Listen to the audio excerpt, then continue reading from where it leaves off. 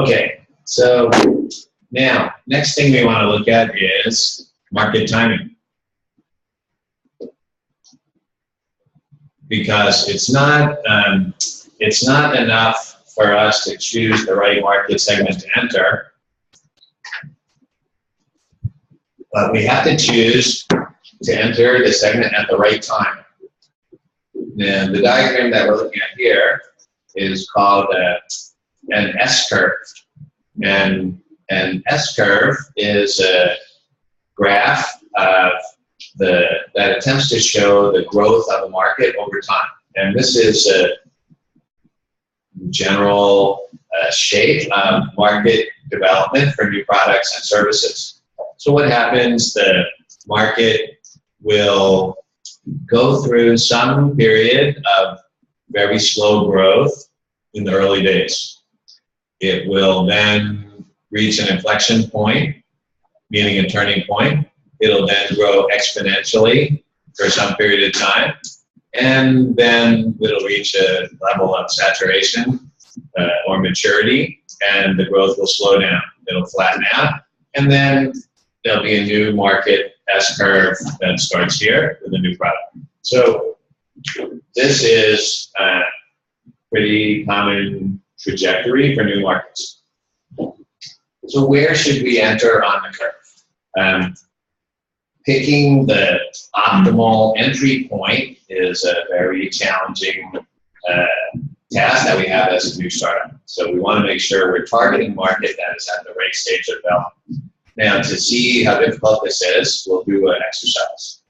So I'm going to move the laser pointer. I'll move my mouse pointer along the curve, and when you think it's the right time to enter the market, you just shout out, enter. Okay, you ready? Everybody understand how the exercise is going to work? Okay. So here's the mouse pointer. Okay, ready? Enter. What moves so fast? Yeah, what happened? What happened? You missed it. You all missed it. Yeah, you all missed the optimal point to enter. Now, Now, why did I do that? Like, what does that mean? The inflection point happens very fast. It means, okay, it means this is what will happen in real life. In real life, we will never enter at the optimal point. Or another way to put it is, what's the probability that a startup will enter the market at the optimal point on the S-curve? What's the probability?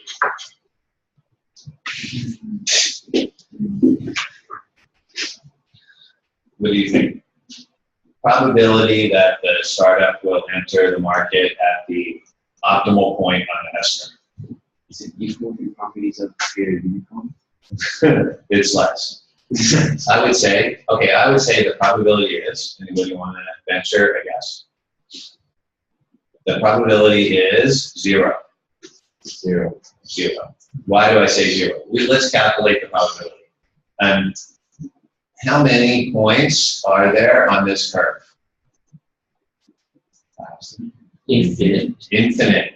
And how many, by definition of optimal, how many optimal points are there? Only one. 1. So 1 divided by infinite equals what? 0. So the probability is 0. Now, what do I really mean when I say that? I mean, or what's the consequence of that?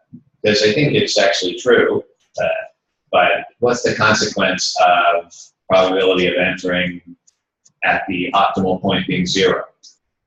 What choices do we have now? That leaves us with only 2 choices. If we can never enter at the optimal point, we need to enter either before or after. So, where do we want to enter? Do we want to choose to enter before or after the optimal point? Before. After. Okay, so from the before side, why? Waiting for that to happen. Waiting for the inflection point. So if we enter before, then we may be able to wait until we hit it and then experience it. Still capture it, right? Capture the growth in the exponential growth phase. After what? I think because sometimes we kind of have to wait, because waiting we're gonna have like a lot of cost of opportunity, like capital cost, and it's I think it's higher risk compared to like after it happened, and then I think it's much better compared to before. You say before, right? I say after. No. But why after?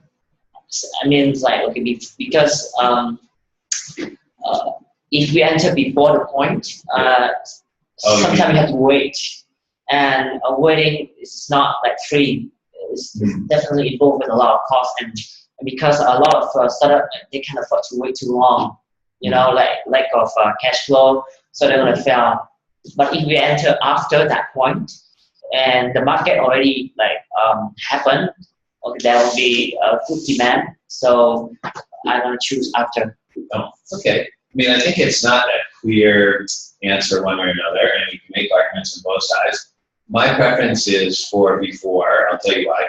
Like, I think you're right. There's a risk in both ways. There's a risk before, and there's a risk after. The risk before, of going in before is we can't wait too long. Okay, let's say, for example, let's just imagine, for argument's sake, that the inflection point is here. This is about where it looks like, right? If we enter here, it's okay. But what if we enter here? We don't know how long that gap is going to be. And in fact, the other really tricky part of this is the whole shape of this curve only becomes evident in retrospect. Meaning, we will only really know what this curve looked like when it's all over. And by the time it's all over, now it's way too late. So we're anticipating when this is going to happen. But I feel like in order for our company to scale, we must capture the growth around here. If we miss this growth, we'll never scale. And as the market grows, it's going to become harder and harder to capture majority of that growth because the market's already scaling, which means there's already somebody there that's capturing that. So for us as a very small startup, I usually think our best strategy is get in early, maybe a little too early, beat everybody else there, and hang on until we hit the inflection point.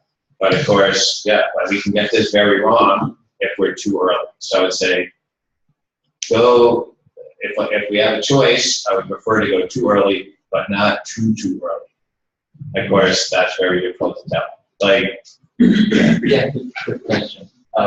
So what industries do you think that are in right? Yeah, so let's think about that. Let's look at that as an example. Like, let's say what markets are right here, right now.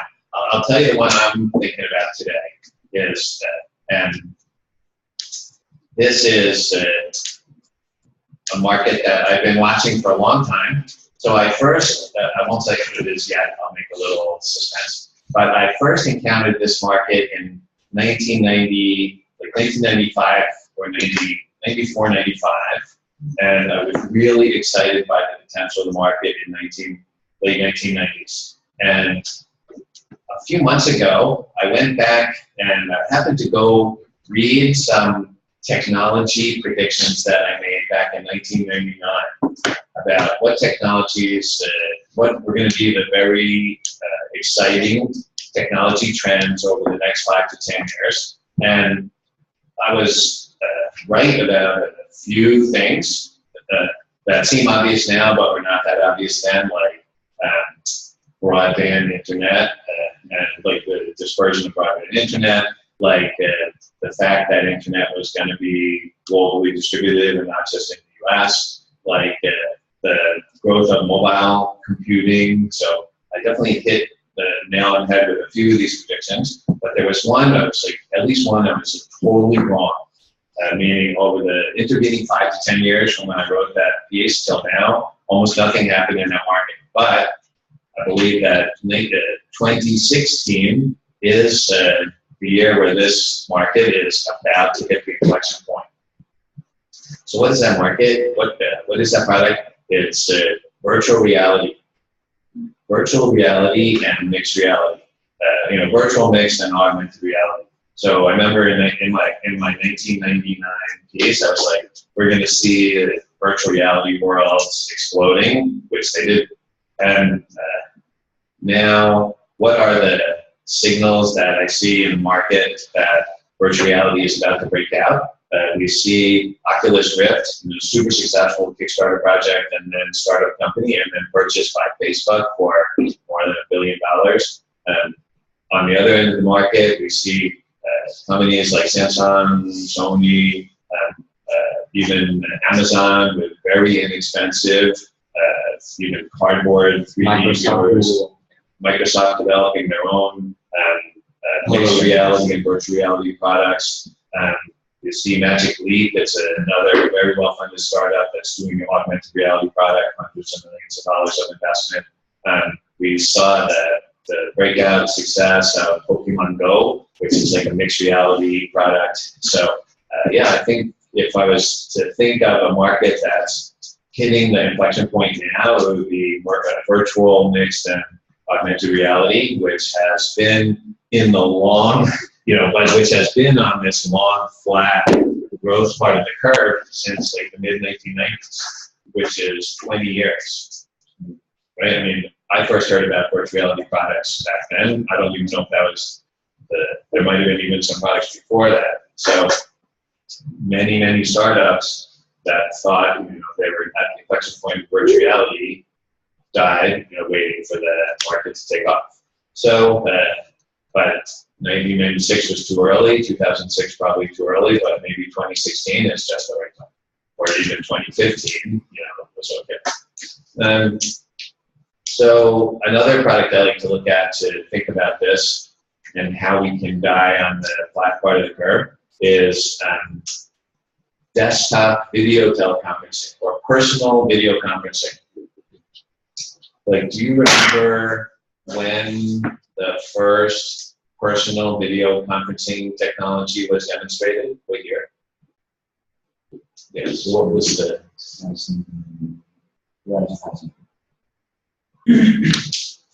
2000. Okay. Anybody remember anything before that? No, Yahoo Messenger. How about what year?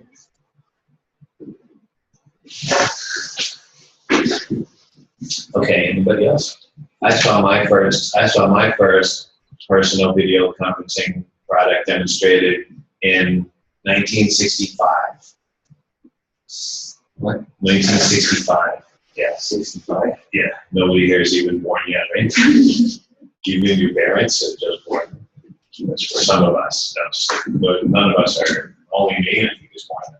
So, but yeah, I remember seeing it. I was a small boy, and I saw a product demonstration of a personal video conferencing technology, 1965. Now, of course, this was very early days, but there were many video and even desktop audio conferencing products that developed in the late 1990s that were still too early. And finally, Skype was the company that really entered this market at exactly close to the inflection point and was able to build $1 billion company on desktop audio and video teleconferencing.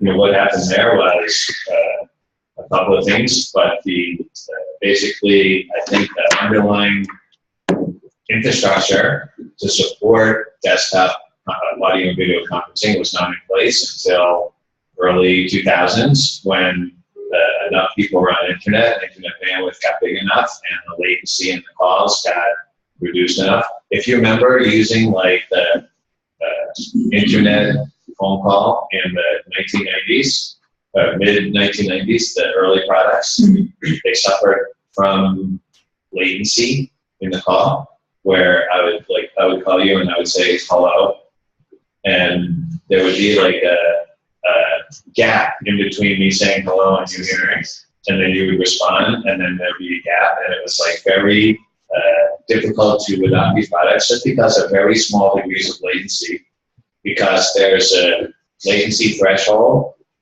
above which we're not comfortable using the product. So when the threshold fell below that, that's when we started to see this product category really taking off. The same thing with the virtual reality. I think the reason virtual reality is taking so long to take off is because we have a very high threshold for effective interaction with virtual reality environments. So, and the hardware and software, and the cost of hardware and software, and the size and power requirements to create these virtual reality environments have been out of reach for products, mainstream products up until now. But now you can see we can even use smartphones. We have so much power in small devices now that we start to get to the point where there can be a potential breakout. So, yeah, I would think about your market. Where is your market in terms of market development? Is it in the right stage of development for your startup or not? If it's the wrong stage, then you want to think about your segment. So remember, these curves not only cannot just describe whole markets, but they will describe segments within markets. So for example, let's say the mobile phone market as a whole, maybe not growing that fast, but segments within the mobile phone market are growing extremely fast. Say in every different product category or every different market. Oh, okay, let's say in accommodation, the hotel market is not growing that fast, but the market for peer-to-peer accommodation is growing very fast. So think about which are the segments within your market that are in the right stage of S-curve development to support your startup. What about VC funds in Vietnam? Oh, VC in Vietnam. So actually, I believe that, so for me, venture capital, it's part of a larger market, which is, I call enterprise ecosystem. Enterprise ecosystem. So, but putting that aside for a minute, I would say the VC market in Vietnam, venture capital market, it's about here. Yeah, I mean, so I believe that the venture capital market in Vietnam is, Southeast Asia in general, and Vietnam specifically, is reaching an inflection point now. I think this is why we're so excited, one of the main reasons we're so excited about this market, because we do the same thing. As an investor, we're also always looking at where is the market that's reaching inflection point. And for our business, I think both the enterprise ecosystem and the venture capital market are hitting an inflection point in Vietnam 2016 and probably 2017. And you start going into the inflection point of those 10 to 15 years. Right. I mean, in that market or in general? In that market. Yeah, I'm not sure about that. Like, okay, I date the beginning of the venture capital market in Southeast Asia in 2006. So, I mean, I arrived in Southeast Asia in 2000. From 2000 to 2006, I think there wasn't much in the way of venture capital markets in Southeast Asia as far as I could see. There were some venture capital companies, but they weren't doing what we consider early stage venture capital, which is what most people associate with venture capital. Most of the longer term players in the venture capital space here, they're more like later stage VCs doing more of the private equity deals, or almost private equity deals. So I think I think probably we're about 10 years into the growth of the venture capital market, and we're starting to see some of the countries, again, so in the venture capital market, we have to look by country. So I think Singapore's venture capital market has already hit an inflection point. Thailand venture capital market is hitting an inflection point this year, I think, and I've been going to Thailand also for 12 years, and I think Vietnam looks to me like it's probably poised at the inflection point within the next 1 to 2 years. So, of course, that's a great time to be a startup. And I think that's one of the yeah, I think that's one of the exciting opportunities for Vietnam-based startups now is that the venture capital industry itself is starting to hit an inflection point, which means that the amount of funding available for startups is going to grow exponentially, which means that the startups that are raising money now are going to be in a great position as the market expands.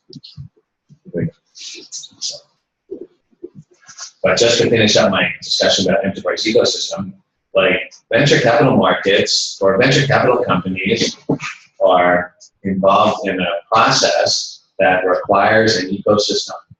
Ecosystems are interrelated systems where each of the parts will support the other parts. So this is a very special type of environmental condition that makes it extremely difficult to do something new or to introduce something new. It also makes it very difficult for, it's also very difficult to get started, right? Because imagine, like, let's say in a natural ecosystem, you have the food chain. So how does the food chain get started? You know, because until there's at least two participants in the food chain, it's never going to work because the first participant can't eat themselves, right? So but in nature, like the food chain gets started because plants eat sunlight, right? So plants are able to eat sunlight, and then everything else is able to eat sunlight indirectly through the plants. So plants get energy from the sun, and then animals eat the plants, and then animals eat the animals to eat the plants, and so on. So yeah, so we're able to start those natural ecosystems. But how do we start a venture capital ecosystem, a startup and venture capital ecosystem? Because startups need money to grow, but venture capital companies need startups to invest in. So before their startups to grow, so usually we look at key players are the startups, the venture capital funds, the incubators and accelerators, government, and the institutes of higher learning, research institutes, and industry. So the way that the ecosystem usually gets started is universities and research institutes and other institutions of higher learning graduate potentially young entrepreneurs and also help develop intellectual property that forms the core of startup companies that then go into incubators or accelerators that then help to equip entrepreneurs with the skills that they need to grow, and then the entrepreneurs then raise money from early stage venture funds who and then raise more money from next stage venture funds and ultimately work with industry to sell products. And this is generally all supported at the early stage of government or large companies who provide subsidies / resources. And then once some of those companies get to a certain stage of development, they exit into capital markets, and then this funnels money back to early stage investors who then repeat the process. These angel investors. So angel investors, I would put angel investors in the category of related to early stage venture. Okay, so next thing we want to look at is what are the characteristics of the market's life cycle development that makes them more attractive to startups. So the first thing is you want to choose a young market. We've talked about this already. If the market is at the early stage of development, there will be more demand and less competition. There'll be higher growth in demand, and there'll be fewer companies competing for the resources in that market, because that's what market growth means. The next thing we like to look at is a market segment where a dominant design has not yet been adopted. So the lack of existence of a dominant design underlying design is a very good indicator that this market is favorable for startups. And now let's try to understand better what that means, and then also look at what's the reason for this. What is the underlying infrastructure in the IT market or technology market? It's what?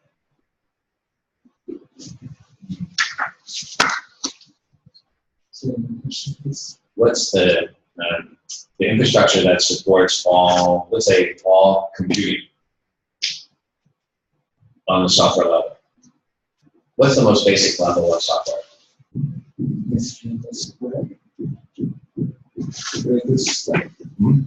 Operating system.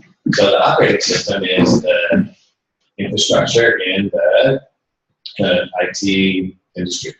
And therefore, we want to look at, is there a dominant design in the segment that we're approaching, that we're entering into, in the underlying infrastructure?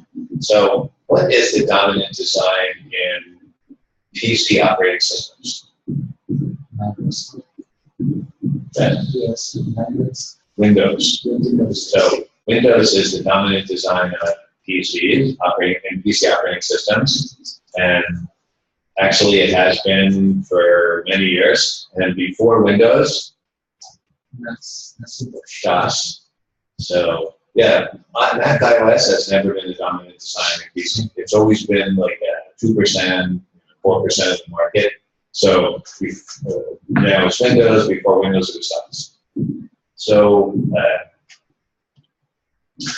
that means what? That means as a software developer, let's say you're a software development startup, will you be writing software to install on the PC?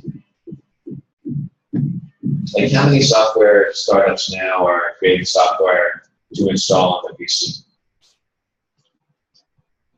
It depends on the industry. Except for gaming, they not do anything on PC. Almost nobody, right? And even gaming, it's moving more and more toward online gaming, mobile gaming. So PC software for startups is basically dead. Why? Because most important reason, because of the overwhelmingly dominant design in PC operating systems. What about what's the dominant design? One question about PC gaming, because I saw the trend of growing of streaming through Except for e-sport and MMORPG, the other games are very much more. still booming.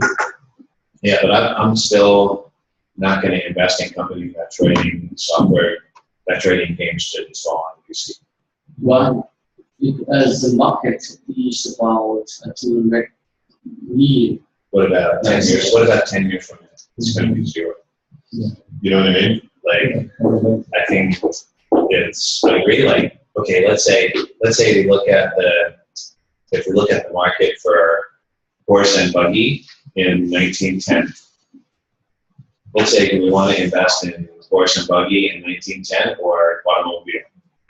I mean, actually, you know what's horse and buggy? You know what's horse? Yeah. So if you look at the size of the market for horse-drawn vehicles in 1910, it's huge. I mean, it was a giant market. The market for automobiles was tiny because most people, to travel around, they used a horse pulling a cart. I mean, pulling a vehicle.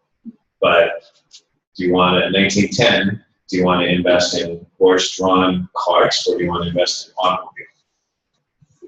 20 years later, there's how many horses? Zero. They're all gone. And I think something like in PC software, I mean, software installed on the PC, like 10 years from now, it's going to be zero. Or, like a teeny tiny fraction. So, like, why do people still install games on the PC? Professional gamers, streamers. No, but why are they installing games on the PC? Oh, a lot more.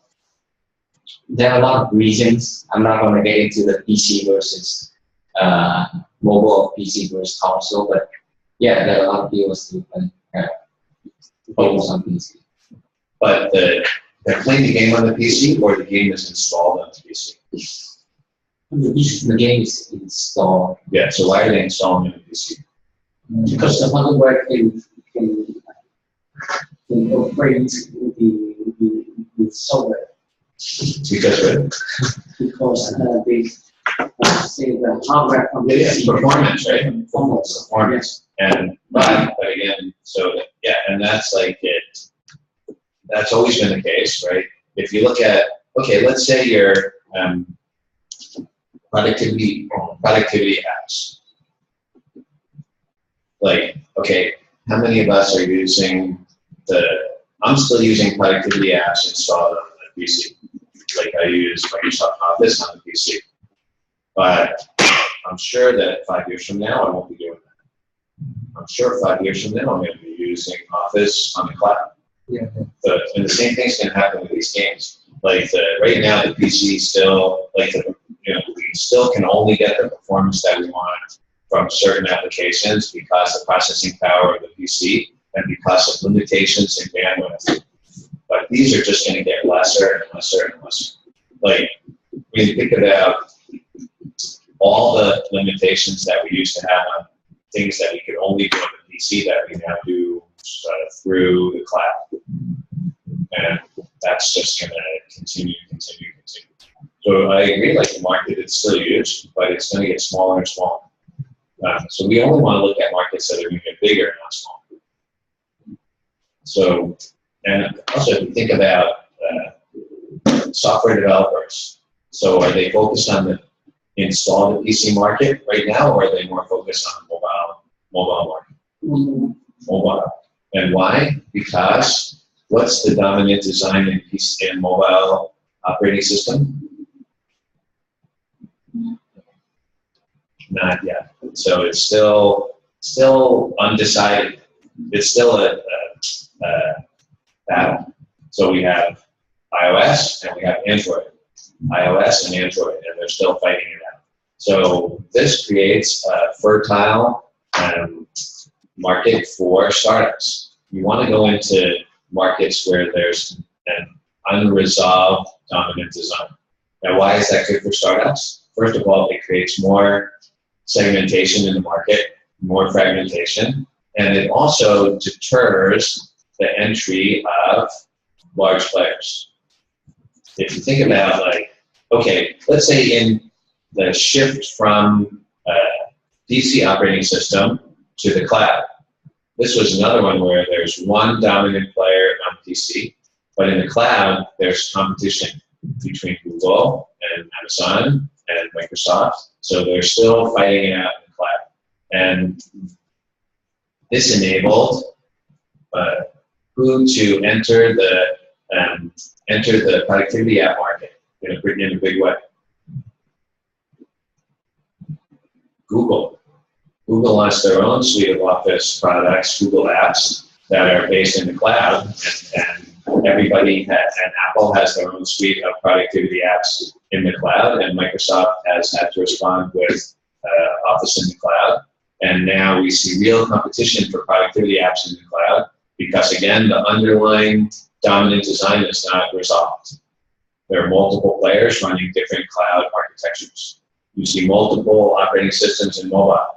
And this is why you see so many more startups in cloud, in mobile, than you do in installed PC. Now, what about IoT? What's the dominant design in IoT operating system? It's Raspberry Pi. It's even more fragmented than cloud. Actually, different IoT devices even have their own operating system. So there's much, there's much tremendous competition in the IoT operating system market. Again, that's a strong indication that it's going to be attractive for startups.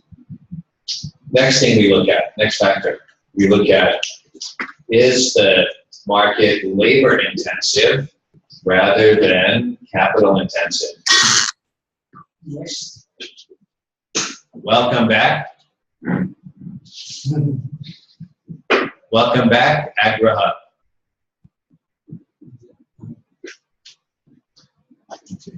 Let me just check if I'm still there.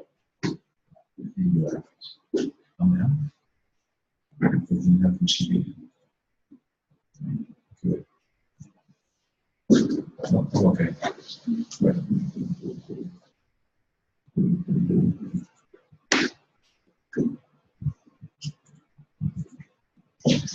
Okay, So we want to look at markets that are labor intensive rather than capital intensive.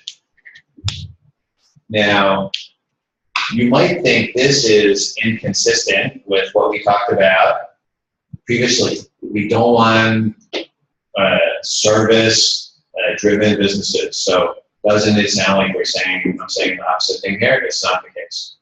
When I say we look for markets that are labor intensive rather than capital intensive, I mean, we look for markets where people make the difference rather than capital, rather than money. Labor means people, capital means money. And therefore, this means we want to target markets where success is based on the people that you have, not on how much money you have. Why is this so important for startups? The reason is something, it's based on a concept that I call, or that's called fungibility. Is everybody familiar with that concept? Oh, I told you already, right? So, can you remember? So what was it?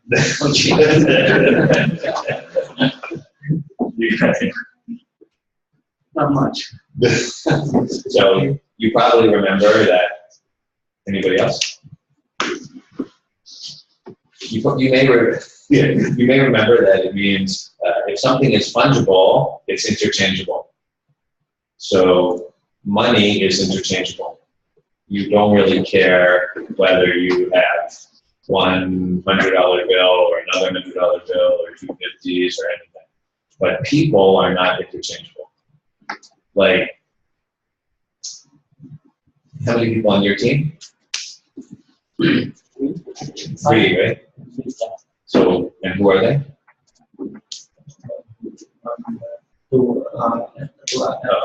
Okay, so you have CEO and then CTO. And So who's the CTO? we Okay. So you're CTO? Yes. Okay. So are you willing to trade him for somebody else's CTO? No. Never, right? Yeah. Because why? People are unique. But are you willing to trade your $100 for my $100? No. If all day, you don't care, right? So this is what we look for. We look for markets where people make a difference, not money makes a difference. This is really important plan. And we will be competing against not just other startups, but against established companies who are much larger and better funded than us. So in a market where spending makes a difference, we will always lose. Like can you outspend Apple? Never, right? You can never outspend Apple. You can never outspend Google. You can never outspend Facebook. You can never even outspend the successful local company because they will have much more money than you. So we don't want to compete on the basis of spending. What's an example? We don't want to compete in markets where how much you spend on advertising makes all the difference, or how many people you hire makes all the difference. So I think a great example of this comes from computer gaming. If you think about, every year the computer game industry has an award ceremony that's like the Oscars, where they give out awards to the games. And I remember 2 years ago, the award for the best new game was given to a game developed by an independent game studio, not by one of the big guys, not by Electronic Arts or any of the big game players, any of the big players in the game development industry. And at that time, we had a game development company called Nonstop Games that was incubating in our office. And I talked to the CEO of that company about this and asked him, what did he attribute this? Why was it that a independent game studio was able to beat all the big players in the game industry that year? And he basically said they had a team of about 20 people, and They were developing some very popular games, and they sold their company to King, which is the publisher of Candy Crush, for $100 million in 2014. And built this company pretty much from scratch. And his view was, if you get the right 20 people, you can beat any game company in the world today. Because why? Because the barriers to creating a successful game on the capital side have fallen incredibly in the last 5 years. Let's say five years ago, if you wanted to create a world-class game, you had to invest in extremely expensive hardware and software. Today, the cost of the hardware and software to develop these world-class games has fallen within the reach of small companies. So now, the barrier of capital has become less important, and what's become more important is the people. So people are a basis on which startups can compete with big companies. Why? The way I like to think about it is this. Let's imagine in your market, you have let's say on the product side, on the development side, you have the number one person in the world in your company. So, and let's say success in this market is determined by the quality of the people you have. One example might be, let's say, coming from med tech. So we work with some med tech companies. Say they have a researcher on the team that has developed a new product in a particular area, and this researcher is the number one researcher in the world in this area. So how is the big company going to compete? Just spending more money is not going to make a difference, because it's all about the people. So what are they going to do? They're going to get good people themselves, but what's the best that they can do if the startup already has number one? Steal. Try to steal. But let's say, let's say they try but fail and they can't steal number one. Now what do they do? Acquire a startup. Let's say, but they still want to compete. So what do they do? They can hire the number two person. With the hope that number two can beat number one. But actually, you see now the situation is totally reversed.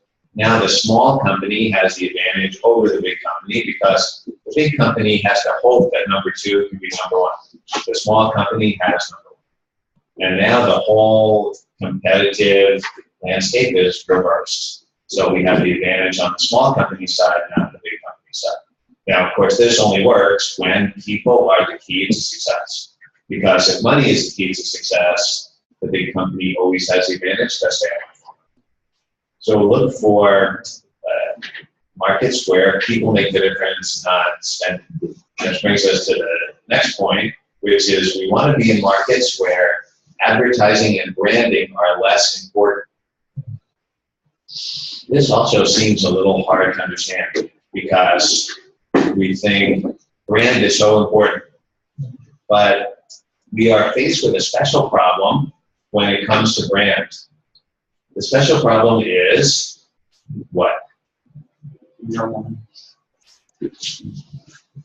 Like how? Okay, let me ask the question this way: as a startup, how valuable is our brand?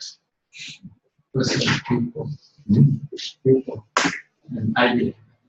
Let's say we're just an early stage company. How powerful is our brand? Yeah. Actually, our brand is one of our most important weaknesses is our brand, because we're new, and therefore we don't have a brand. Brand takes time to develop. The way that you become a brand is through some initial success. So we can never compete on the basis of brand, because the goal of our competitive strategy is to create a brand. So it's like circular to believe we can compete on the basis of brand. And we also don't want to be in a market where advertising is the key to success. For example, I like to think about the movie industry. Like, how do you make a successful movie? What makes a successful movie?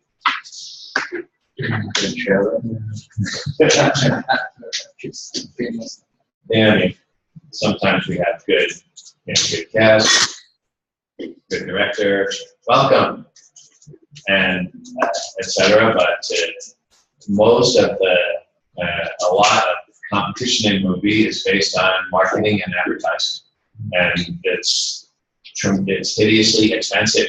So as a startup, we're not going to succeed on the basis of our advertising campaign. Now, why? Because we don't have the money to do that. Now, of course, there are now inexpensive ways to advertise, like social media advertising, etc. But we're not going to win on that basis either, because every other startup is also trying to do that. And there's a lot of those channels are incredibly noisy. So we will have to advertise, we will market, we will build our brand, but we don't want to be competing in markets where that's a key to success. We want to be competing in markets where the product and the people are the most important. So about marketplace, so they do need advertising for the station. I mean, so marketplace, again, like we're gonna face the problem when we get to competitive strategy. We have a marketplace product. It is going to be successful when we reach critical mass, but how are we going to reach critical mass? If we have to reach critical mass through paid advertising, we're also probably going to fail, because we won't have enough money to reach critical mass through paid advertising. So our marketing strategy as a high-growth startup will have to include a high degree of virality in our initial advertising and marketing campaigns, meaning we're going to have to be able to target a segment where we can create target a segment and structure our value proposition in such a way that we can create a viral effect from our initial marketing campaign to enable us to reach critical mass. We'll look at some examples of that in the next section. And we look at less concentrated industries. So we would like to be in markets where we have smaller competitors. So we hope we're not in, we try not to enter markets where there are 3 giant competitors that we're going to face from day one. We like to see markets that are fragmented, smaller competitors, less concentration. And again, if you think about a market like mobile apps, I mean, who are the big publishers in mobile apps? Or how many publishers are there in mobile apps? Literally millions. So this market is highly fragmented and less concentrated, and that's another reason that it's so favorable for startups. Okay, so that brings us to the natural break point, which is we're going to move to analyzing the market after this. So it's now 4:35, so we'll take, again, 15 to 20 minute break, and we'll resume at 4:55. Okay, so Skype, so people on Zoom, we're also taking a short break. We'll be back in 20 minutes. Yeah, okay, see you later. Okay, see you.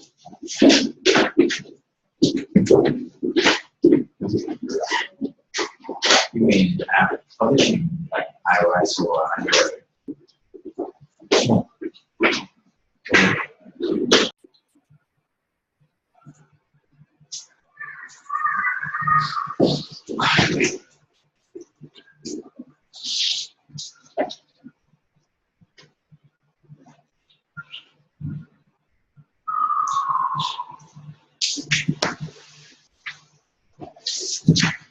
Okay. So we left off here with having, for the first half of this evening, analyzed what makes a favorable market for a startup. Now I want to go the next level down and start looking at analysis of specific markets. So, like the previous section, if you remember in the innovation and value proposition section, I break down the market, the questions about the innovation value proposition into a series of sub-questions. So I've done the same thing here for market identification analysis, where we asked 4 questions about the market, and this is a lot of the questions that investors are likely to have when thinking about your market selection and your entry segment selection. So first, looking at what is your market type. Second, how big is your market and how fast is it growing? Third, trends in the market that are favorable for the company. And fourth, your direct and indirect competitors. So first, we'll look at market type. Startups will enter various market types. One is existing market. Next is a resegmented or niche market. Resegmented or niche market is a market where we identify a new segment in an existing market and enter through that niche. And a new market, which is totally new, and clone market, which is not a market that is comprised of clones, but a market that is cloned from another market. I talked about this, I think, yesterday. Cloning a market might be a geographical market. So we find a product that is already proven to be successful in another market, and then we replicate it in our market, in our geographical market, usually with some localization, or we clone a market from one product domain into another. So for example, we take a peer-to-peer market that was developed in auctions and we apply it to accommodation or transportation. Most of us will be in the resegmented market or clone market category. Existing and new markets. Usually existing markets are not ideal, not fertile ground for startups because they're already full of competition. And really new markets usually are very difficult to build for startup companies. Our next question is about how big is our market and how fast is it growing? Now, this is I think out of all the questions on the slide, this is going to be the most important. So, how big is the market and how fast is it growing? Also implied in this is, who is your customer? So, don't forget about that, although it's not explicitly on the slide. This is another one of those questions that you never want to get from investors after you finish the presentation. You don't want to be asked, who is your customer? Because that means the presentation was not well constructed. Because who is your customer should be coming through in every presentation that you do. So next we want to look at how big is the market and how fast is it growing. This is really important. Why so important? Like, how big does our market need to be in order to support our scalability aspirations? Is that a question? Yes. So how big does the market need to be? Like, is there some lower limit on the size of our market? At least $1 billion. Yeah. So I think it usually works out that way. Like, it usually works out that the attractive markets for startups will be at least $1 billion. When? Today or in the future? Oh, today. At least $1 billion today. I mean, okay, so for me, I'm more concerned with how big is the market going to be as we're scaling. If the market is smaller today than $1 billion, I'm usually okay. But it definitely has to get to $1 billion or a reasonable threshold within the next 5 years. And but where does that number come from? Like, I think it's reasonable, but why?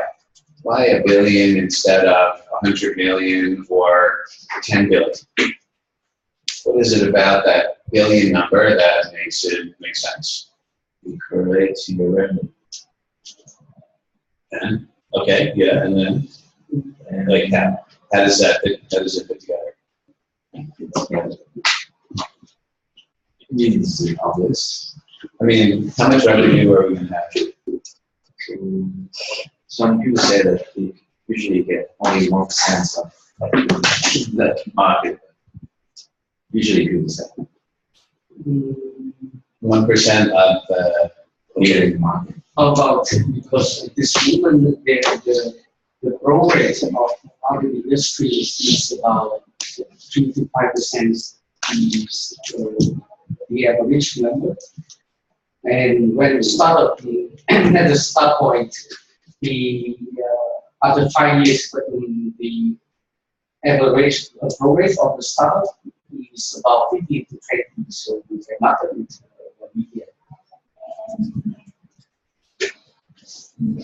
because it is it can be like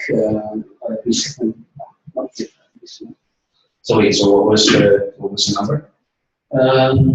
Starting from 200 million and then after 5 years the 1 million. For example, the digital marketing advertisement in Vietnam is about 400 years for the million, and after 5 years it can be up to.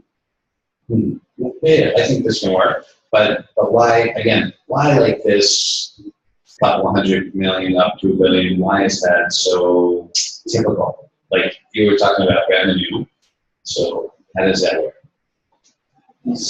Why are we, another way to think about that is why do we focus on that range? We can focus on a lot of different ranges. What is it about that range that is important for the other parameters that we're in? Enough room for the startups to scale. So, okay, what is our definition of scale?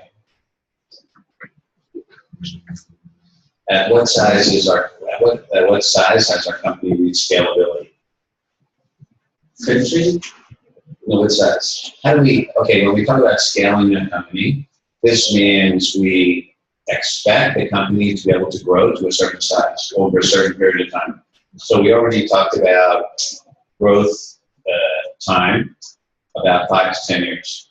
So how big do we need the company to get within 5 to 10 years in order for us to define it as having scale? What would be a metric that we could use to measure? You know what I mean? Like user, but I think that can be an important intermediate step. But let's say, maybe this is important if we're not clear on this. Like, we want to look at where we're trying to build a scalable company. That means we're trying to grow to a significant size.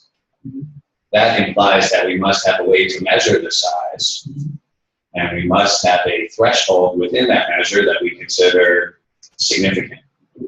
So, how do we measure the size of Population and GDP. That's for a country. How about for our company? Revenue. The number of Let's say a company has 10 million in revenue. Has it reached scale? is the market size product market size. I mean, the market size is an external figure. It's not about our company. You mean market share? The market share. So let's say a company has a 90% market share. Does it reach scale? We don't really know yet. It sounds like it should be, but what if the market is $100,000 and they have 90,000? I think that scale means when we can plan the number of resource employees, for example, per employee, or But let's say a company has 100 employees, has it reached scale? Sort of depends, right? Okay, so this highlights a little tricky problem that we're trying to solve, which is along what dimension should we measure our company to determine whether it has scale? and or to determine what constitutes scale. And I like to use, I would like to use a measure that is comparable across all companies. So it doesn't matter what industry the company is in, it doesn't matter what the business model they're using, it doesn't matter what segment they're in, but we can compare the companies using this measurement.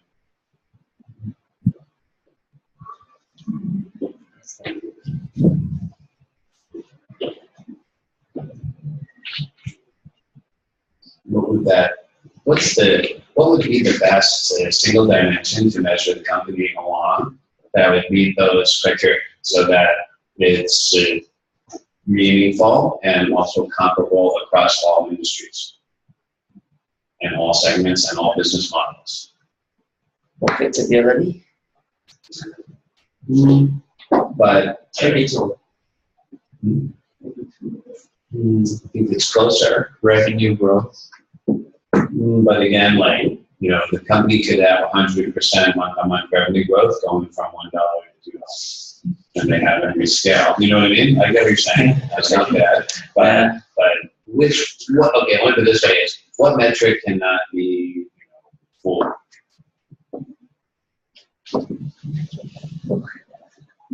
Valuation. Yeah, I'm going to say, I would like to use the firm value, enterprise value, meaning what's the value of the company? Because this is comparable across all industries to determine, which company is bigger, smaller, which has reached scale or not. So, and it makes a lot of sense for us because, in fact, the reason we want to reach scale is so that we can achieve a certain level of firm value, so that we can sell the company for a reasonable return. So firm value works, and it also makes sense. So we'll define having reached scale as achieving a certain level of firm value. But what should that level be? So now we know what metric we want to measure along. What measure do we need to achieve? What is a level of firm value that indicates we have reached scale?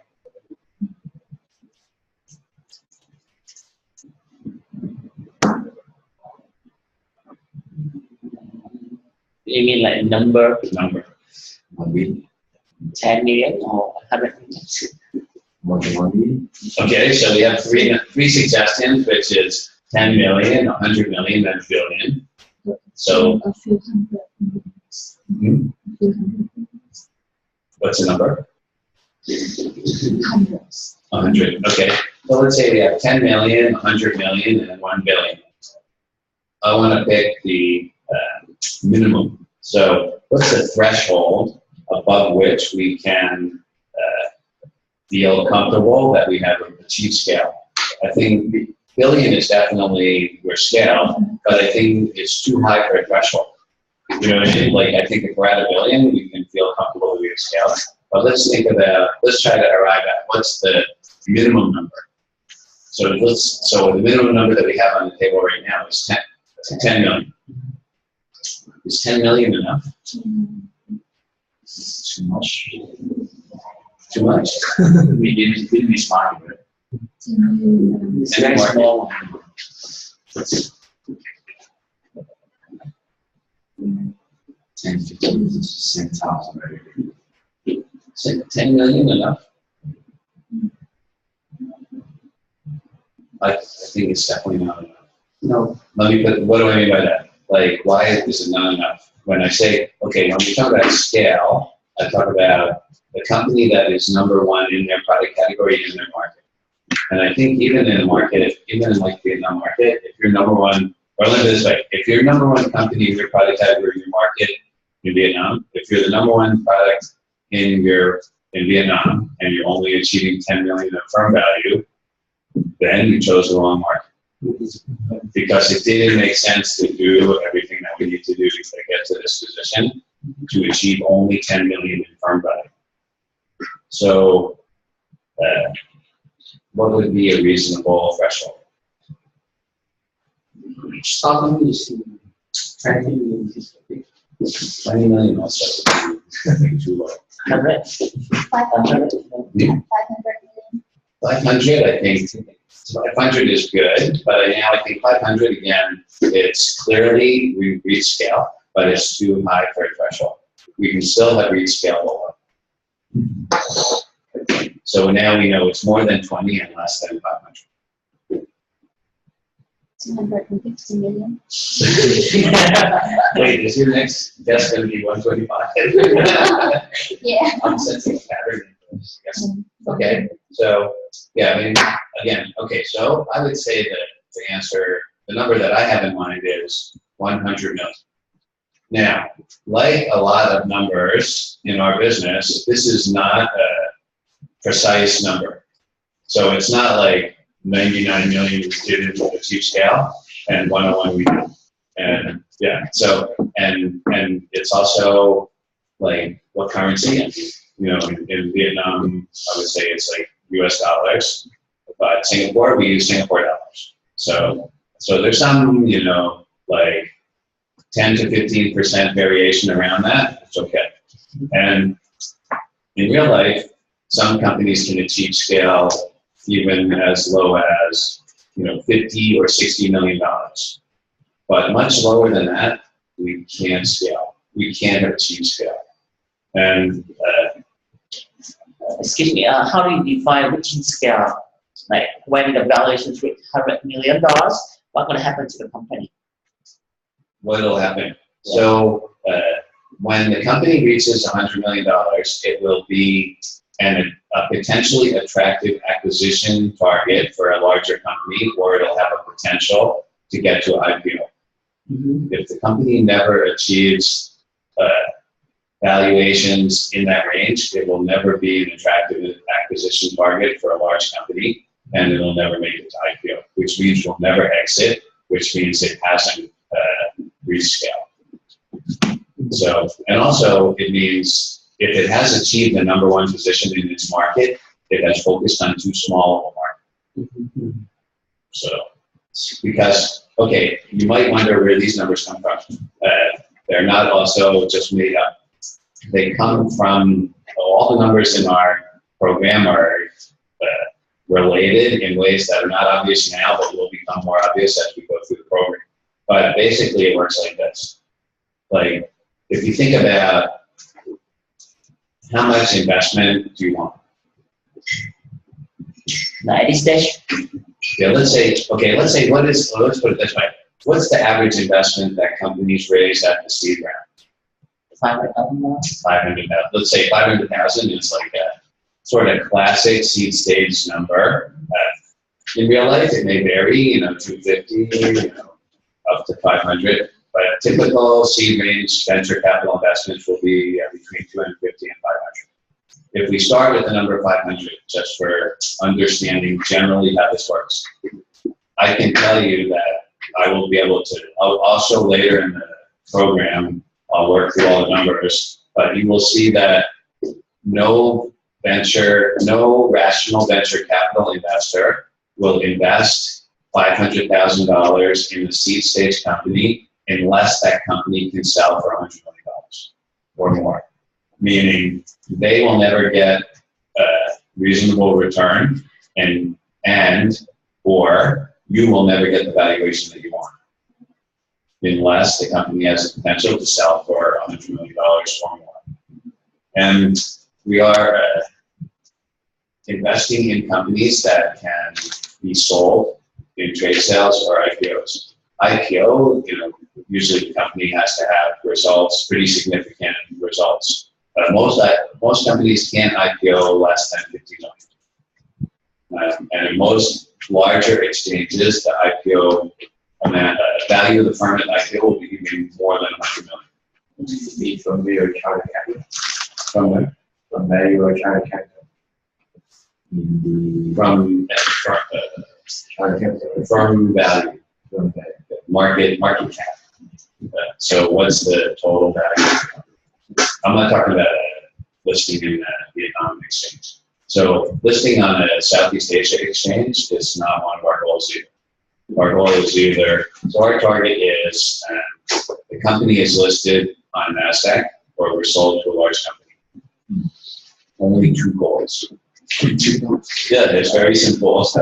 Like, yeah. So let's say you, a VC invested $500,000 today, and 5 years later the venture will reach $100 million plus. And so like how much that $500,000 was when the company can IPO? Like average, like how many percent of expected return that like normal a VC required to invest in a company? Okay. So that's a very good question. What is the expected return? What we call this in our business ROI. ROI, return on investment. Return on investment. So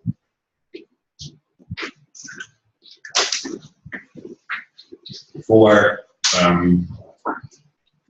a seed stage investment, what is a reasonable ROI that a venture capital investor will expect?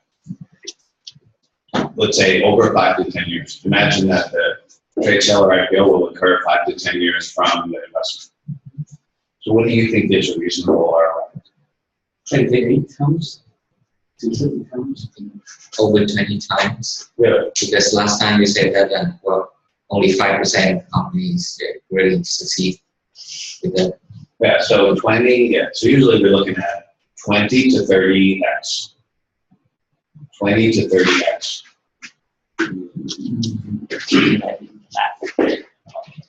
You would never do it on this.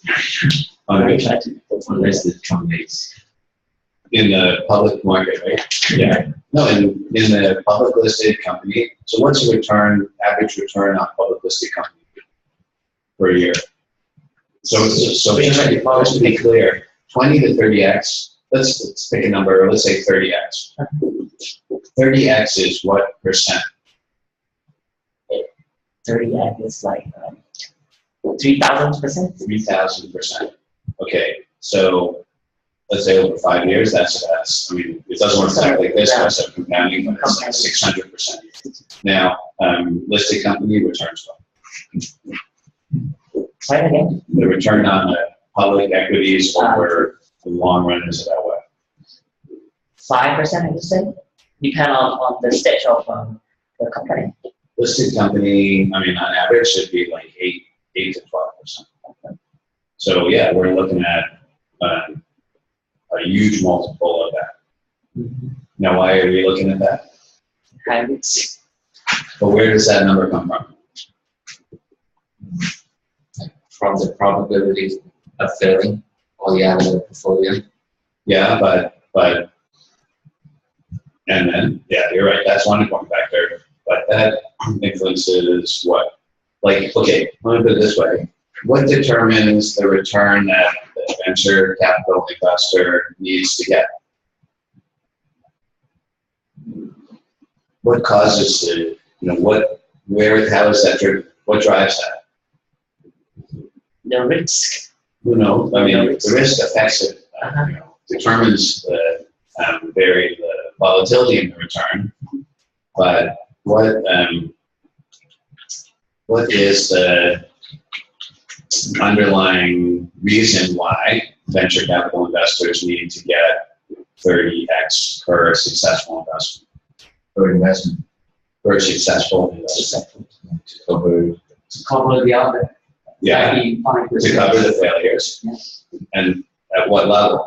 I mean, if you think about it, like, let's say I just needed to deliver 1% return versus what I'm talking about here. Like, if we walk through these numbers, we're going to see that given the portfolio expected failure rates and given a 30x return in successful companies, this means that the average annual return for a venture capital fund will be between 30 and 40%.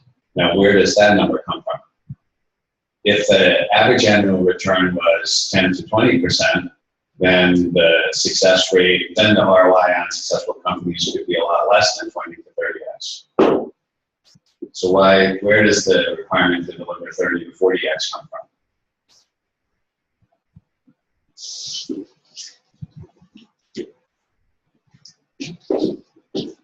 This comes from where? Where do venture capital investors get their money? Investor. Fund investors. So fund investors require what return? 30 to 40%. So the investors that are putting their money in a fund, in an early stage fund, they expect to get 30 to 40% a year. In order for them to get 30 to 40% a year, successful companies in a portfolio that has like 66% fail rates have to deliver 20 to 30x on successful seed stage investments. So it's all about cost of capital and delivering required return. If the venture fund cost of capital is 30 to 40%, then the return, and if startups are going to succeed at the rates that they tend to succeed at, then scalable, successful companies have to deliver 20 to 30x. Now let's see why this leads to 100 million in firm value. That's the original question, right? Like, let's start with a 30x required return. And a company that's raising $500,000. How much equity does that founder want to give up? How much equity do you want to give up for your 500,000? Maybe 30%. 20 to 30. Yeah. So let's say you want to give up 20, which is normal for founders. So you want to give up 20% for 500,000, and this means that your valuation is what? 2.5. 2.5 million. So if I want to, if I'm to get a 30x return on this investment, and the current valuation is 2.5 million, what does the valuation need to be at exit? 75 million. So you would think 75 million, but which sounds right, but that does not account for dilution. So I will be diluted many times. The seed investor will be diluted many times before the company gets to exit. So in real life, the seed investor is lucky if they maintain 50% of their original stake by the time we get to exit. So that means in order for the investment that was invested at 2.5 million valuation to pay 30x after dilution, the valuation at exit needs to be 150 million. Oh. Even though some anti-dilution. But anti-dilution isn't going to affect this in most cases because anti-dilution only protects investors against excessive dilution. Excessive dilution only occurs when a company raises money in the subsequent round after at a lower valuation than they sold me my shares. In the down round. My 50% is not including any down rounds. This is just including only normal dilution. Because after seed round, the company is going to need to raise at least 3, on average, more rounds of funding to get to exit. 20% in each round dilutes me by about 50%. So that's why scalability is defined as somewhere around 100 million or more. Because given the amount of money that the startup is going to need to raise, given reasonable valuations, given reasonable exit multiples, nothing except companies that can sell for 100 million plus makes sense. Not just for investors, but for entrepreneurs either. You're not going to want to raise venture capital for a company that you can only sell for 10 million. Because, why? Because imagine, let's say I need 30x return on a company that we're going to sell for 10 million. Therefore, current valuation needs to be what? Sorry, I didn't get the question. Let's say let's say we look at this question from the other side, which is in the end, you'll be able to sell this company for $10 million, but you want venture capital. So your current valuation is what? Must be what for you to get 30x? Meaning like $300,000? Before dilution. So like $200,000? 150,000. So how much money do you want? $50,000. Yeah, see, so now it's really hard for you to raise reasonable amounts of seed funding because the valuation is so low. So Yeah. So if the company can only sell for 10 million, then you need to fund a different way. Then don't fund with venture capital. If you're going to fund with venture capital, it needs to be for a company that can sell for 100 million or more. But like last question, how do we say that we already reached the $100 million value? How, like, what kind of valuation method you're going to use to say to back up your? So then we have to look at, in your market, how are companies valued at the exit? Are they valued as a multiple of revenue? Mm-hmm. Maybe, let's say in your market, companies are valued at 5 times revenue. Mm-hmm. So this means you need to achieve by the exit time frame 20 million in revenue. Mm-hmm. So that's how you justify. You know, you show your financial forecast. It shows that you have a financial model that shows that you can, and a business plan that shows you can achieve 20 million in revenue in year 5. Companies are valued at 5 times revenue in this market when they're acquired, and therefore you can sell for 100 million. Or if this is a market where companies are valued on the basis of users. So this market, companies are valued at $50 per user. We're going to have 200,000 users by year 5 at $50 each. So 2 million users, $50 each. That would give us 100 million valuation. So yeah, this is really important. If we feel like our company doesn't fit that those description, then we're going to have a really, really hard time getting venture capital. Wait, so in a trade sale, for instance, the company is valued by revenue, would be like net revenue or like something like total revenue? Yeah, because net profit, something like that. Yeah, usually it's a multiple of net profit. It depends on the market. So I would look at, one thing we also look at is comparable transactions. So look at other companies recently sold in your market.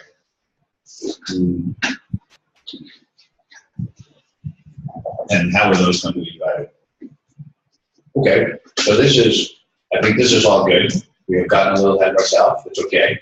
We'll cover this in more detail later. But now we have an understanding of the importance of firm value.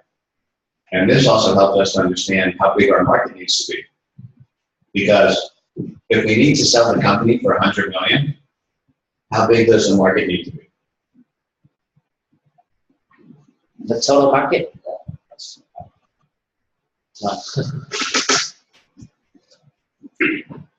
I mean, this is where our rule of thumb that it should be like $1 billion market comes from.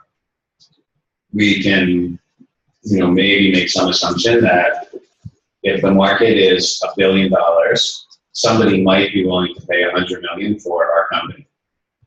If the market, if we're operating in a market that's, let's say, $100 million, why would anybody ever pay $100 million for our company?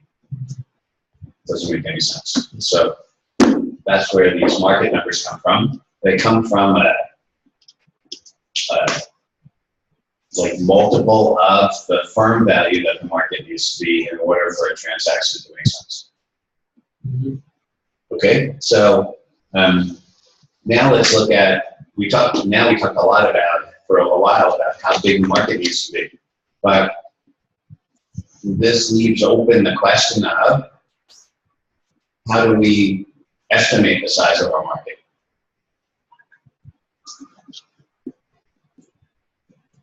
So estimating the size of our market is not easy because our market maybe doesn't exist today, or it's very small today. And we're also very likely to be lacking data. There's likely to be very little data about our market size. So we're going to have to make our own estimate of market size And then we're going to have to convince investors that this is a reasonable estimate. So how are we going to do that? When we're going to be confronted with a similar problem several times in our process of developing an investable business plan. And every time we encounter that problem, we're going to approach it the same way, using the same methodology. So when I get to a point in my analysis or my project where I need to get a number, I need to derive a number that is actually a very important number, but I have extremely limited data, and I have to build a model to come up with this number. I will try to estimate this number using two different estimation methods, and hopefully independent of each other. And then I will do the analysis in an iterative form until I get the same result from both methods of estimation. And this gives me more confidence that this number actually makes sense. Let's see. Let's say the same number between two methods. Yes, two methods, starting hopefully from relatively independent set of assumptions to get the same result. So this will help to alleviate the realistic concerns that investors are going to have when they look at my numbers, that they're just pulled out of the air. Okay, so we'll do that first with market size. So Yeah. when we do the valuation, it's necessary to equal to two methods. So so for valuation, because valuation is so important, we're going to use three methods. Yeah, until three methods equal with each other. Three methods to get the same result. So we'll even increase by 50%. Okay. So top down, the way we're going to do this is when we approach this problem of market size.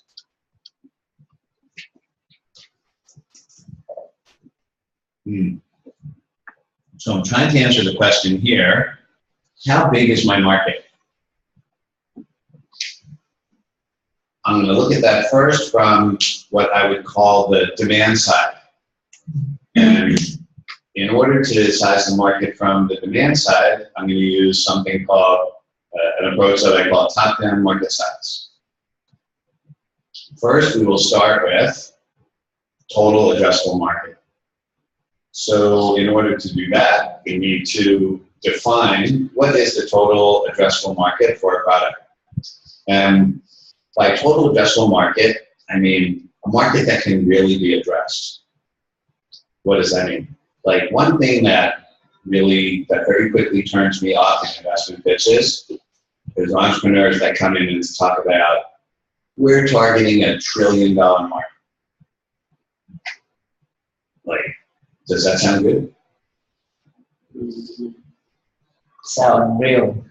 Yeah, I think it sounds bad to me because I feel like, what is $1 trillion market?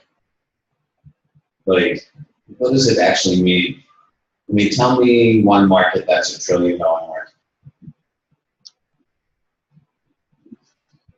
Beverage market? Like, let's say beverage market. But the beverage market has, okay, so who's the company that has significant share of that market? Big names, Coca-Cola. But even there, the beverage market is huge. Yeah. I mean, and has many different segments. So it's very difficult for one company to really attack the beverage market. Even like Pepsi, and they focus on only some Coke, or companies that make Coke and Pepsi, they focus only on some subsegments within that market. So especially like if you're targeting like the e-commerce market. E-commerce market, it's so big, and especially Southeast Asia, so fragmented. Nobody can actually address that market. So I think about what is a realistic market that you can actually address. this should be a big number, but it shouldn't be ridiculously big. If it's ridiculously big, it loses effect. Okay, so we pick a total addressable market that makes sense. And what is the, when again, we're back to measuring the size of something. So we need to have a metric that we can use. What metric can we use to measure the size of this market? When we want to, let's say, come up with a total addressable market size, what unit of measure should we use? And let's remember the standard I had before. So we want a unit of measure that's comparable across all markets. Meaningful and comparable. And normally it's revenue, right? Or yeah, with dollars. You know, so we can say not number of customers, not any other intermediate unit, but dollars. So what is the total addressable market in terms of dollars? Then we pick our target within that total addressable market. So what is the target that we're going to focus on? And then we pick the entry segment in that target. And then we estimate the percentage of that segment that we can reasonably hope to acquire in the first year. And that'll give us our both top-down market size and our year one revenue estimate. So let's quickly walk through an example of that using one of our companies.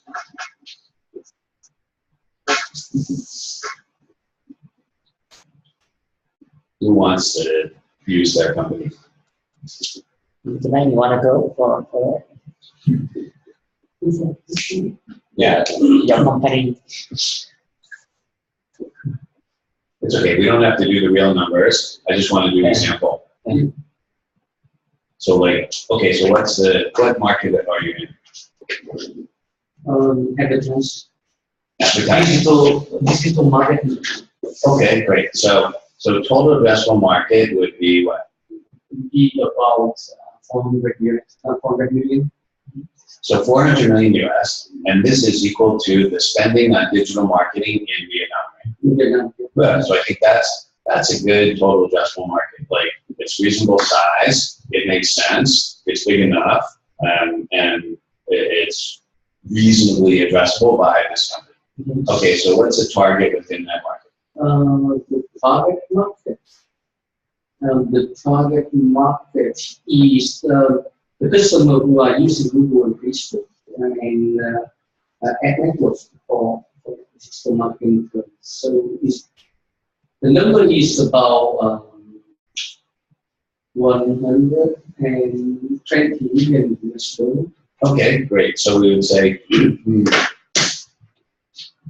so target within that market are the customers that are using the Google, Facebook, and ad networks. Yeah. And that comes out about 120 million. Yes. So it's about 35% of the total addressable market. Yeah. Okay, now what's our segment within that? So which segment do we want to approach first? To the SME, small, medium enterprise.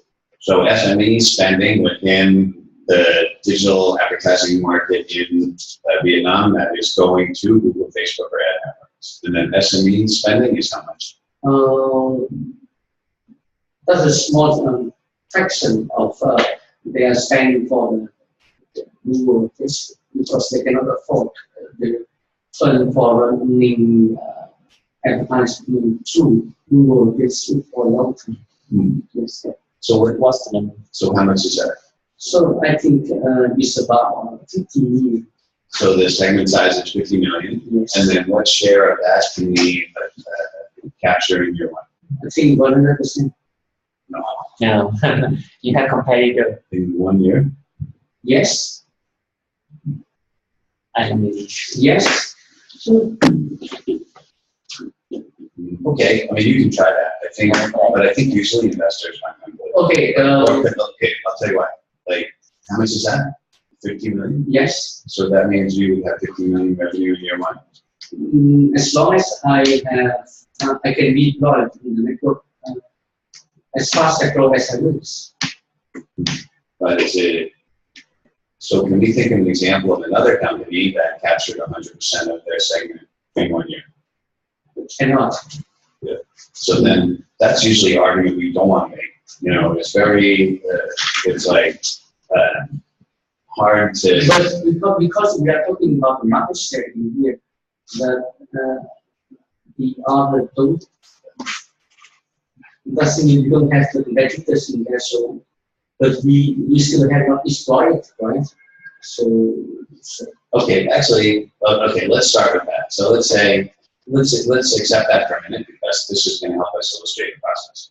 Okay, so we would say 100% market share, which means our year one revenue should be what? 50 million. This is USD.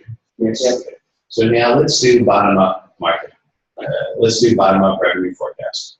So what's the revenue model for this company? Advertising. Like, how do we sell the advertisement? Yes. I mean, how do we sell? We sell directly. How do companies pay? Customers pay what? We sell directly to the SME. Okay, so let's say, do we only have one type of product or more than one type of product? We have. Let's just imagine for a minute. Let's make it simple. Let's say we just have one type of product. It's an ad that we sell to SMEs. How much does each SME pay for each ad? What to say? 0.008.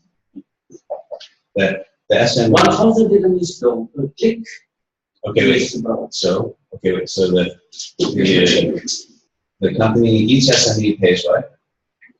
0.00. No, I'm selling by package, for example, to the revenue. Okay, let's pick a. Yeah. Okay, so you have a package? Yes, I have a package. How many different types of package? Now I have about 70 contracts. Well, what's the? 70,000 view per month. So, what type of package? Package of view. Oh, so how much does the package cost? To 2 million Vietnamese. Which is how much? $100. About 85. $85. Okay. So each package costs $85, and we make money by selling the package. So that means our revenue model would be pretty simple, right? We just have one product, and then we sell $85 per package. So the revenue is determined by how many packages we can sell in the first year. So let's say if we sell $85 a package at $85, this means in year one, we have to hit 50 million in revenue. We have to sell 588,000 packages. So 588,000 packages. And this means we sell 1,613 packages per day, every day for the first year. Impossible. This means we sell 67 packages per hour, which means we sell 10 packages. We sell one package every minute, every day for 365 days. This is possible? No. No, but it's good. No, it's good, right? Because this is what I mean about we do the two methods of forecast. So let's say if our top-down method tells us that we're going to be 50 million, but our bottom-up method tells us this is not possible. So bottom-up method, now we can say like, okay, how many SMEs are there in our target market, and then how many SMEs can we sell to per week or per month, and then what's the conversion rate on these SMEs, and then given the conversion rate on SMEs and given the pricing per package, how much revenue can we generate from the total number of SMEs that we're actually able to convert in our market in year one? And then, so let's say that number comes out to be 500,000, for example, $500,000. So then we say, okay, our top-down method told us 50 million.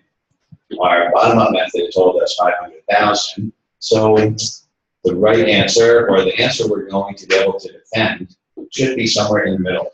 It should be in between less than 50 million, more than 500,000. So now we might say, okay, what was the, but we probably believe that our bottom-up method is closer to, it's going to be easier to defend because it's actually based on our knowledge of the market and our revenue model.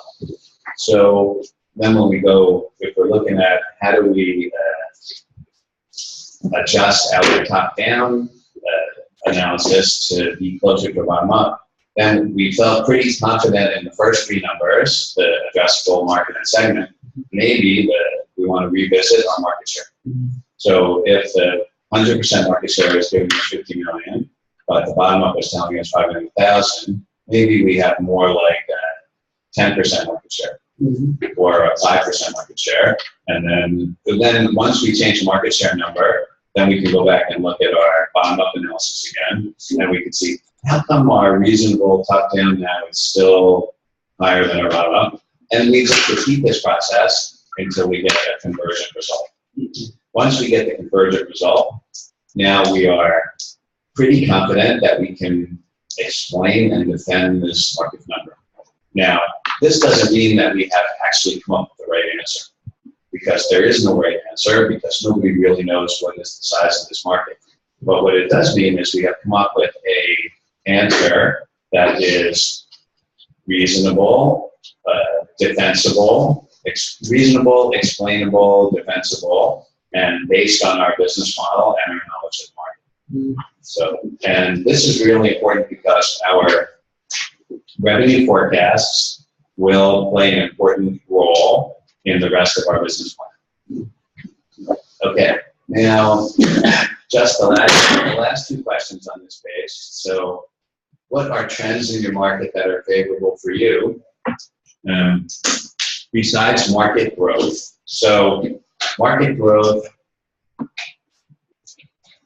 will also have to estimate. We can estimate the market growth rate using industry analysis and analyst forecasts, but these are all just numbers. So it's useful if we can augment our growth rate numbers with trend information that supports our growth rate. Example, what are some technical or technological or social or demographic or regulatory trends that suggest that this market is going to grow fast? Like, for example, I mentioned in virtual reality, I feel that the trend in the internet and trend in processing power and trend in smartphones are supporting the growth of virtual reality market. Regulatory trends and demographic trends, like, okay, let's think about what are trends in the market that are favorable for fintech?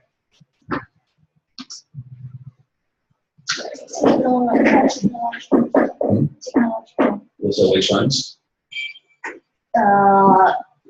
It's kind of biometric identification.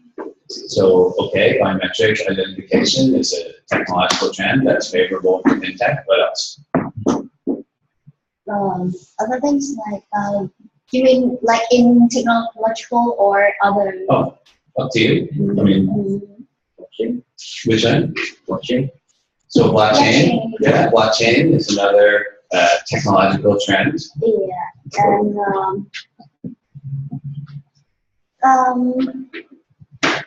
we have that data. What big data? Big data. Big data, okay, another sort of technological trend. Also, on technological trends, like how do most people access their fintech products? mobile. Mobile, and are there any technological trends underlying that? Fintech API, so that the apps can just go to the API instead of going directly to the bank. Okay, but how about even more basic? Does everybody have a smartphone? Yeah, I mean, so we see like the proliferation of smartphones, right? That's a very important trend. Like almost everybody has a smartphone now. Even like you start to see this, what percentage of the population in Vietnam has a smartphone? Is it growing fast or not growing fast? It's growing fast. So let's say 5 years from now, are many more people in Vietnam going to have smartphones than today? It's a fair assumption. Even worldwide, right? Many more people have smartphones in the next 5 years than have today. That trend is very favorable for fintech. Because why? Only people with smartphones can access fintech products. But therefore, right now, we're limited to fintech, to smartphone owners. But now we start to see, I saw some studies like even people in some rural areas in Vietnam, they start to have smartphones. So think about that as a huge underlying technological trend. Okay, what else? What are some other trends?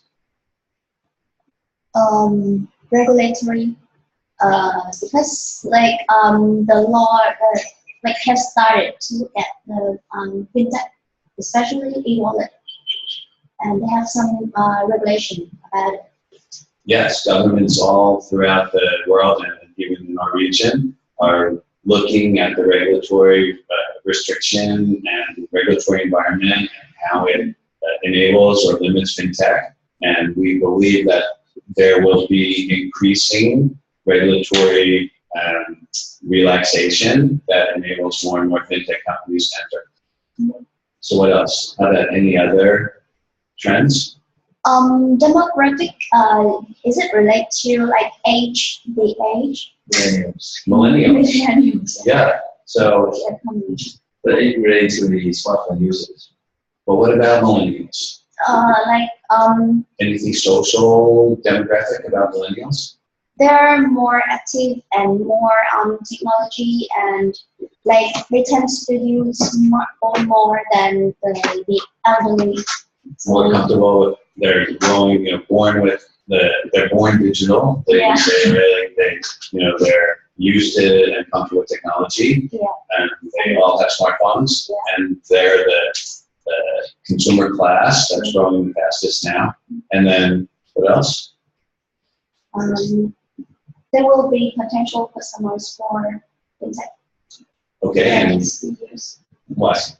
I mean, any other reasons? Do millennials like to go into the bank branch? No. They're too young to have a bank account because the bank account requires some ID. Well, millennials now can be 20s, 30s. Yeah, we are millennials. I think a lot of us already, I get what you're saying, there's younger millennials too. But let's say the older millennials, do they like to go into the bank? No, they hate it, right? Our parents, did the parents like to go into the branch? They're very comfortable to do that, right? But the current generation, they don't want to go to the branch. Did they want to write paper checks?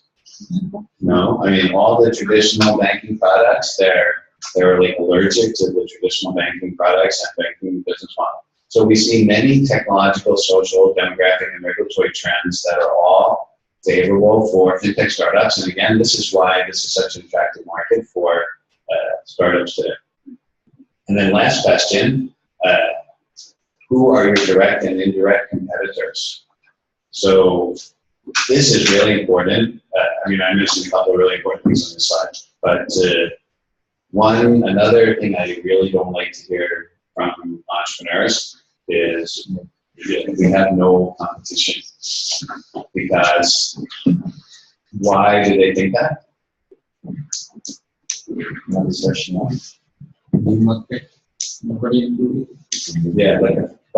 Yeah, that's probably why. But just because it's a new market and nobody's doing it yet, doesn't mean you don't have potential competitors. So when we say who's your competition, we don't just mean right now at this moment who's selling the same product as you. We mean who are the potential competitors? Who are the companies that pose a competitive threat to your company? So we would like to see the entrepreneur is very sensitive to that they know all the competitors and they know all the strengths and weaknesses of the competitors and why they're better. So because if the entrepreneur does not know who the competitors are, they're definitely going to suffer. And just last point on this is, what's the difference between direct and indirect competitors? Just direct competitor is behind the same product. that is like you distract them, the customer will not use our product as this. Okay, that's good. I would put it this way. I would say direct competitors sell products that are similar to ours, and indirect competitors sell products that are substitutes for ours. They're not the same, but they're substitutes. So, for example, if we sell butter, other butter companies are competitors, and margarine companies are indirect. So, butter companies are direct, margarine companies are indirect. If we sell, like let's say we sell ride sharing, so let's say we're Uber, so our direct competitor is Lyft, who is selling also ride sharing, but indirect competitors are taxi companies and maybe even personal purchase of automobiles. So direct and indirect. Okay, and that brings me to the end of my workshop for today. Now tomorrow is going to be presentations by you. So I'd like every company to come prepared tomorrow to present at least the innovation value proposition part of the business model canvas. And if you want, you can start thinking about your market. You can talk about market identification analysis, but required is the innovation value proposition questions. And we'll have, each company will have 5 to 10 minutes to present, and then we'll have question and answer and feedback after that. Okay, and this will be your first presentation in the workshop. So also, you'll be getting some feedback and questions from other participants, but also we'll try to start developing the actual presentation that you will be doing for investors. So focus on innovation value proposition questions. And if you want, you can also try to answer market identification analysis. But key is innovation value proposition. Okay, thank you. We'll see you back. All right, then thank you. See you tomorrow. Thank you. And you're going to be presenting too, right? Yes, I will be presenting through Zoom. Okay, thank you. See you tomorrow. Okay, bye-bye. So tomorrow going to be like all presentations, not classroom, not